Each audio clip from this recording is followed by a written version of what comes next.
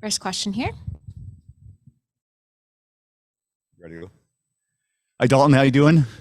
I'm good. How are you? Real good. Hey, welcome to the Pacific Northwest. My name's Mike. I'm with Northwest Fight Scene. Is this your first time out here?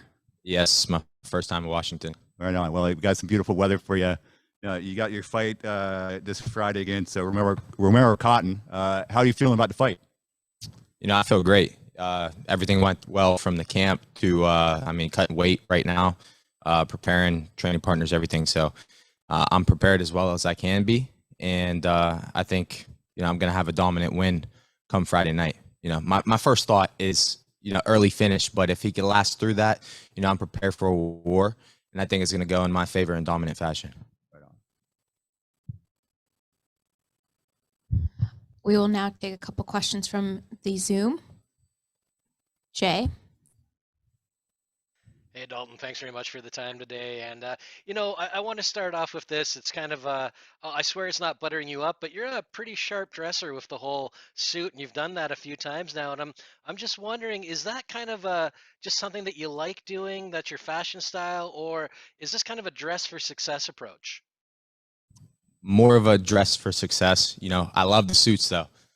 This is David Allen Clothing. He's big in the Pittsburgh area, works with a lot of WWE athletes, AEW, NFL athletes, college athletes, everything. So to have the opportunity to work with him is great. I mean, you can see his work. I mean, his suits are phenomenal, and I'm just dressed. I mean business, and I don't want to just show that in the cage. During fight week, I want to show up and show that as well. Love it. We see that a lot in other sports. And I wanted to talk about this matchup as well. I mean, you've called out Romero Cotton a couple of times, and now you finally got the matchup. It's here. Is this at all personal, or is it just business for you? No, it's not personal. I'm having fun with it, though. You know what I mean? He's pulled out 3 times. This is the 4th time. First time we were supposed to fight in September 2020. He asked for it to be pushed back to October 15th. Pushed it back. Then he asked for it to be pushed back another 2 weeks. We did. 3 weeks out, he pulls out. I end up getting southpaw striker Ty Guerre. So complete opposite style. I had to change up and switch everything 3 weeks before. And we were supposed to fight again in January of this year. And he pulled out 3 weeks before again, saying he had COVID. Seen him on a podcast after the fact. So it's like, did he really have it? Did he really not? I don't know. But ended up getting Dwayne Johnson, who's also a southpaw striker, and completely opposite style once again. So I was tired of wasting camps, preparing for somebody and then getting the opposite style and having to reprogram everything 3 weeks out. So, I was kind of over it, but Bellator obviously wants to make it happen. And like I said, it's not personal at all, but I'm having fun with it because, obviously the guy, he's a coward, you know what I mean? And, he was trying to find ways to get out of the fight. He didn't want to fight. He's taken fights against cans pretty much his whole entire career. His last fight was against a guy that was sitting on the sideline for 13 years and had a losing record. You know what I mean? And he gets a finish. He might feel confident, but we'll see how confident he feels in the cage on Friday, because he's stepping in the cage against a different animal. I'm not somebody with a losing record. I'm not a can. I'm not somebody that hasn't fought in 13 years. It's a huge step up in competition for him, and it's going to show on Friday. Thanks for the time today, Dalton. Best of luck this Friday. You're welcome. Thank you. Next question from Dylan. What's up, Dalton? Dylan Rosta here. Thanks for taking the time. I was wondering how much you've trained with fellow Bellator middleweight.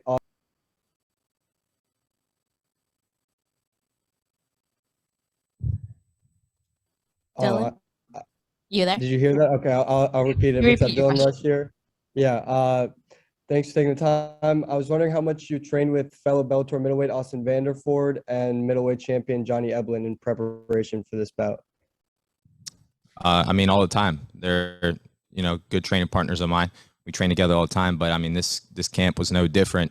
We just had a specific approach and a certain game plan to get ready for. So I always train with them, even before Johnny was the champion, even before Austin had his title shot. But, they're great training partners, and they helped me a lot getting ready for this. Me and Austin were sparring early on, but he has a fight coming up. So I ended up sparring with Johnny some more before his fight with Mousasi, and then he came back after his fight with Mousasi, and was helping me get ready as well. I was also sparring with Josh Silveira, who's PFL contender. He's fighting in the playoffs against Mario Akhmedov coming up. So I've had a lot of great partners to help me get ready with sparring. And then on top of that, with the grappling, I mean, across the board at ATT, you got very good grapplers, very good wrestlers. You got the guys from Dagestan. You got Magomedov, or Magomed Karimov, Magomed Umalatov. You know, you got Ikram. Our gym's full of great wrestlers, great grapplers, and you know, I couldn't be any better prepared than I am now for Friday.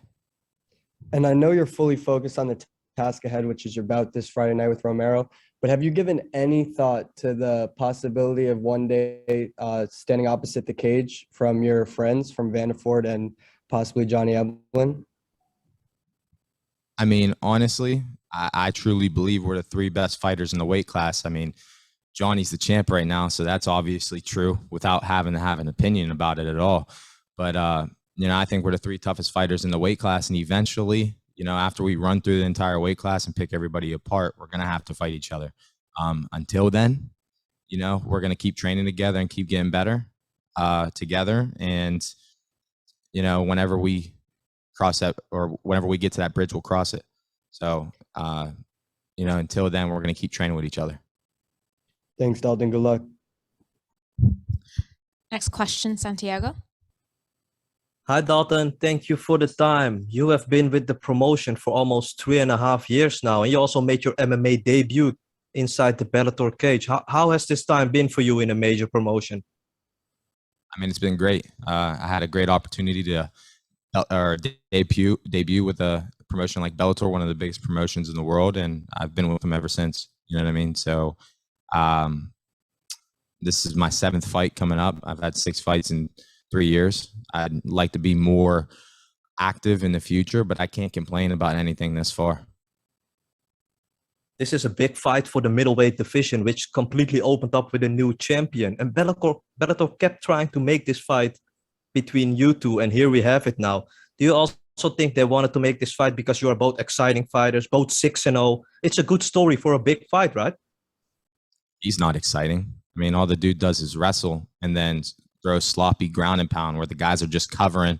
He's not even landing the shots, but they're not defending themselves. So the ref calls it. I don't find that very exciting.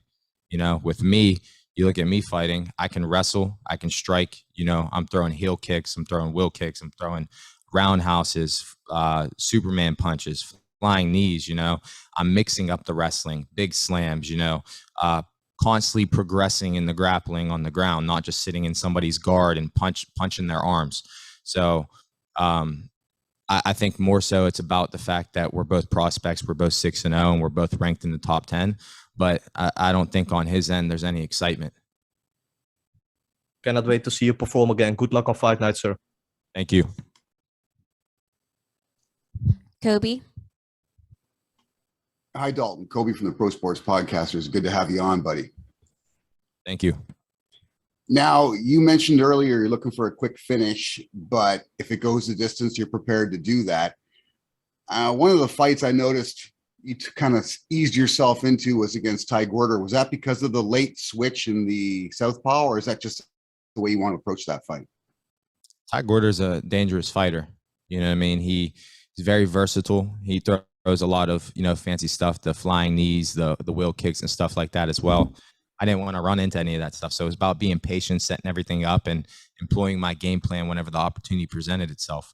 So it wasn't so much about, you know, just trying to go out there and, you know, apply a slow start in general. I was going out there intending to start fast, but, you know, you got to have a high IQ in this game. You can't just be a tough guy. You can't just go balls to the wall every second. You got to be smart. And that's exactly what I did in that fight. That being said, how important was your amateur career to prepare you for Bellator in general? I mean, it was very important. I had 7 or 8 amateur boxing matches, was undefeated in boxing, had 7 amateur MMA fights, undefeated there as well, 7-0, all finishes. And then now I'm 6-0 as a pro in Bellator. So the experience is there. There's a lot of people that say I'm inexperienced because I'm only 6-0 as a pro. But the amateur experience there, the wrestling experience, everything. So I've been doing this for a long time, and I think that's where I have the biggest advantage overall when we're talking about, the intangibles in the fight is my experience. He's 6-0 as a pro as well, but he only has 6 bouts. He doesn't have any amateur boxing bouts. He doesn't have any amateur kickboxing, no amateur MMA, nothing. He has a good wrestling pedigree, but we're going to put that to the test on Friday as well. He's a good wrestler, but this isn't wrestling. This is MMA. His MMA wrestling is not very good. He might be explosive, but we'll see how fast that dissipates as the fight goes on. Good luck on Friday, Dalton. Looking forward to some fireworks. Thank you. Next question from Josh. Yeah, hi, Dalton. This is Josh from ASAP Sports Network. I just wanted to touch on something you had mentioned earlier. You said that your guys' fight has fallen out 3 times already. You're going to the 4th one. Is that right? Yes, sir. Now, do you feel like you had to do anything special in preparation for this latest camp, or is it just kind of the same as the last few? I think it's just the same. We prepared for some things that we think he could potentially add into his game just based off of what I do. But as far as his striking or his wrestling, I haven't seen his game evolve much. You know what I mean? He likes going for the rear naked choke on the ground when he gets your back, but he doesn't throw both hooks in. It's easy to get him off the side. And that just goes to show his level of competition. And I know it was his debut, but he had a split decision with somebody who hasn't even fought since, 0-0 guy. He was getting swept a lot. There's a lot of weaknesses that we think we could take advantage of, and we prepared the same exact way, just maybe adding a few what ifs in there. And so overall, everything went well, and it was generally the same, just like I said, with a few what ifs added in. Okay, awesome. I'd say my only other question would be, because it kind of ties into that.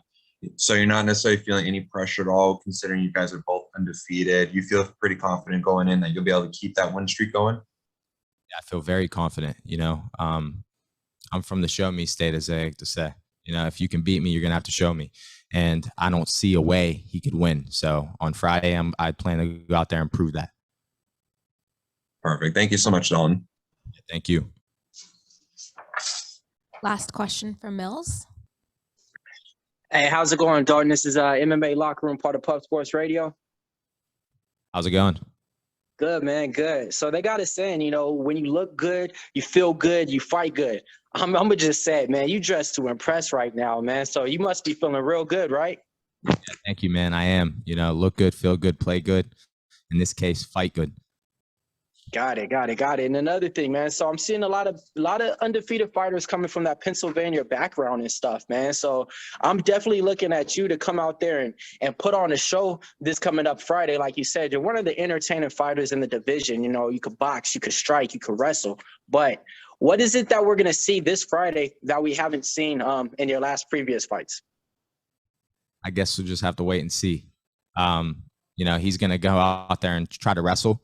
I don't have any doubt in that, but I'm assuming he's going to try some new things that doesn't feel like I'm going to be expecting, but I'm going to be expecting everything he's going to throw my way. So as for how I finish the fight, it could be knockout, could be submission. Who knows? I might get my first submission win as a pro. I guess we'll see.